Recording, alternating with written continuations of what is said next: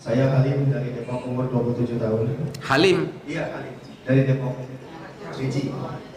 Nah, saya mau nanya Ustaz. Pertama, terkait Dajjal nanti. Bagaimana dengan para wanita yang kebanyakan menjadi pengikut Dajjal? Apakah setelah Dajjal mati di tangan Nabi Isa alaihi salam, para wanita yang sebelumnya menjadi pengikut Dajjal bisa disadarkan dan harus syahadat ulang serta taubat, atau mereka sudah auto kafir dan harus dibunuh? Mohon maaf, sekalipun itu adalah ibu, istri, saudari, dan anak gadis kami sendiri. Kedua, terkait identitas Yahudi itu sendiri. Kan kebanyakan orang itu menyebutnya sebagai Israel, tapi tapi kan ada yang namanya ini ya, saya juga lupa itu penjelasan bahwa Israel itu sebenarnya adalah julukan dari Nabi Yakub alaihissalam. Isra yang artinya kekasih, ilah, Allah, kekasih Allah. Nah, sekarang orang menyebut Israel itu kan disandingkan dengan perbuatan kotor. Nah, itu kan secara tidak langsung sama dengan menghina Nabi Yakub. Otomatis kan menghina satu nabi sama dengan menghina seluruh nabi. Tapi ketika saya coba kasih tahu, itu nggak mau percaya, jadinya geram sendiri gitu loh. Apalagi saya pribadi tuh nggak tahu ya bagaimana kondisi psikologi beliau alaihissalam. Ntar kalau misalkan kami minta maaf, beliaunya ngambek, itu gimana tuh untuk menyadarkan orang-orang yang masih menyebut nama itu disandingkan dengan perbuatan buruk? Harusnya kan dipanggilnya Yahudi laknatullah saja gitu loh, jangan Israel laknatullah. Itu nama suci. Lanjut. Terus udah. Oke. Ya. Jadi begini. Ada ayat, silakan dicatat, surat Al-An'am, surat ke-6. Surat Al-An'am ayat 158. Al-An'am 158. Jadi bunyinya, terjemahannya, yang mereka nanti-nantikan hanyalah kedatangan malaikat kepada mereka, atau kedatangan Rabbmu, atau kedatangan sebahagian tanda-tanda Rabbmu. Pada hari datangnya sebagian tanda-tanda Rabbmu, tidak berguna lagi iman seseorang yang belum beriman sebelum itu, atau belum berusaha berbuat kebajikan dengan imannya itu. Katakanlah, tunggulah, kami pun menunggu. Jadi ayat ini menurut para ulama menjelaskan ada kata-kata pada hari datangnya sebagian tanda-tanda Rabbmu, ya, itu dijelaskan dalam hadis. Dan dalam hadis itu disebutkan 3 tanda yang dimaksud itu adalah keluarnya Dajjal, keluarnya dabbah, binatang melata yang keluar dari perut bumi, sama Allahumma sholli ala Muhammad, matahari terbit dari tempat terbenamnya. Ya. Nah, jadi ini termasuk 3 tanda besar kiamat, dan juga dalam bahasa ayat ini disebutnya ayatul rabbik, ya kan, tanda-tanda Rabbmu. Nah, itu penjelasannya dalam hadis, ya, bahwa siapa saja yang tidak pernah beriman kafir, ya kan, atau muslim beriman tetapi nggak pernah berbuat kebaikan, doyannya dugem aja, doyannya maksiat aja gitu ya, sholat boro-boro dikerjain gitu, ya kan. Pokoknya muslim ngaku beriman tetapi nggak ada kebaikannya. Nah, baik yang kafir maupun yang muslim doyan maksiat ini, ya kan, dugem ini, ketika nanti Dajjal muncul, ya kan, ketika nanti dabbah keluar dari perut bumi, ketika nanti matahari terbit dari barat, ya, itu bagi mereka udah nggak ada lagi gunanya iman. Ngerti? Jadi mereka akan menjadi pengikut Dajjal. Mereka akan distempel sama si binatang tadi sebagai orang yang tidak ada imannya. Karena binatang melata itu kan nanti tugasnya adalah ngasih tanda siapa orang beriman, siapa orang kafir.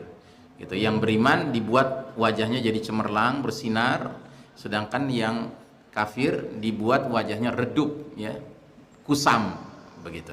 Apa Ustaz? Berarti kalau yang sudah di stem sama Jablah al-Ard itu artinya sudah tidak punya kesempatan? Nggak bisa. Sama dengan mereka yang jadi pengikut Dajjal, itu automatically nggak akan bisa lagi dia bertaubat. Karena ini tiga tanda yang harus diwaspadai dari jauh-jauh hari.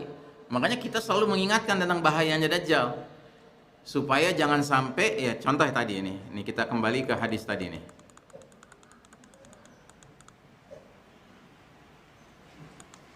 Mana tadi? Nah, hadis ini ya. Kan hadis ini bilang, kalau lihat kemungkaran, satu yang terbaik adalah rubah dengan tangan. Tapi kalau nggak sanggup dengan lisan. Kalau nggak sanggup dalam hati. Nah, dalam hati itu maksudnya apa? Ingkari dalam hati, ya kan? Nah, kalau mengingkari dalam hati aja nggak ada, udah nggak ada iman, kata Nabi gitu. Nah, jadi artinya jangankan Dajjal muncul, Dajjal belum muncul aja, tapi sekarang ada orang ngaku beriman, tapi terhadap Epstein Files ini nganggep biasa-biasa aja, nggak apa-apa lah, gitu, ya kan? Emang udah biasa kita, ya kan? Jadi nggak ada penolakan dalam hatinya, nggak nganggep itu sebagai sebuah kemungkaran yang harus ditolak, gitu ya? Itu nggak ada imannya dia nggak ada imannya. Nah, ketika nanti Dajjal muncul, hampir bisa dipastikan dia pasti jadi pengikut Dajjal. Karena dari yang level segini aja dia udah nggak ada imannya, apalagi yang level Dajjal nanti, paham?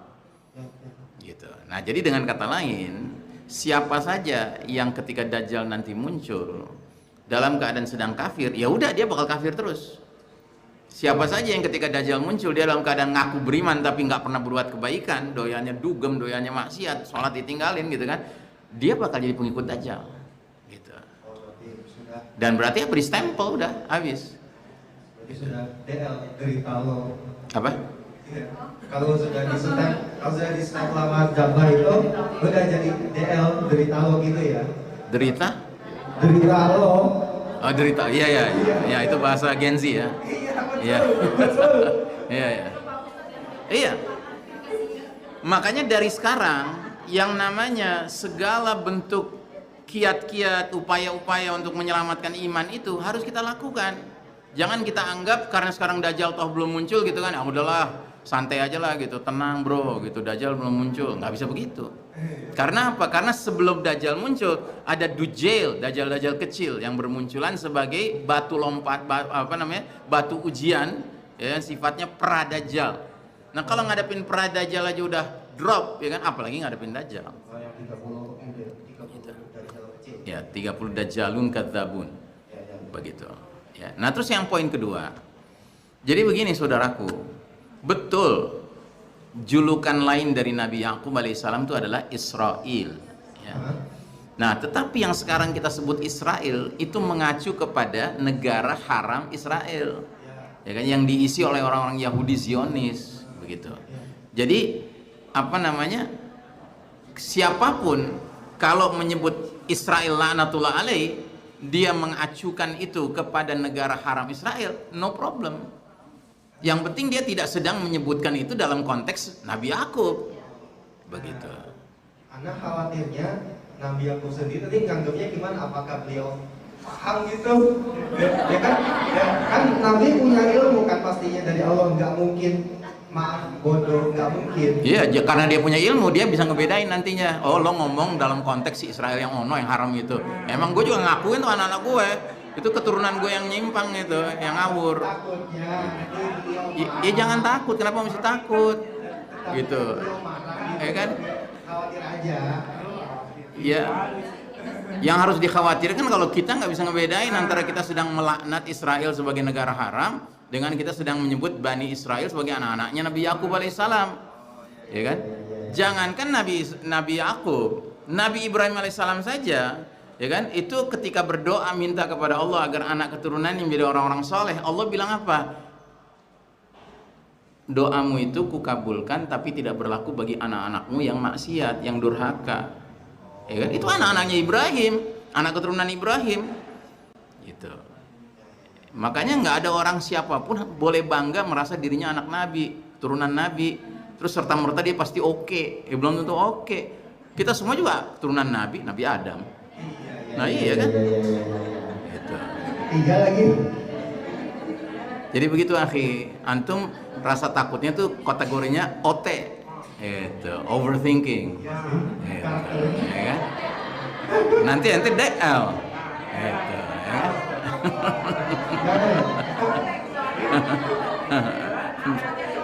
Jangan sampai DL kan?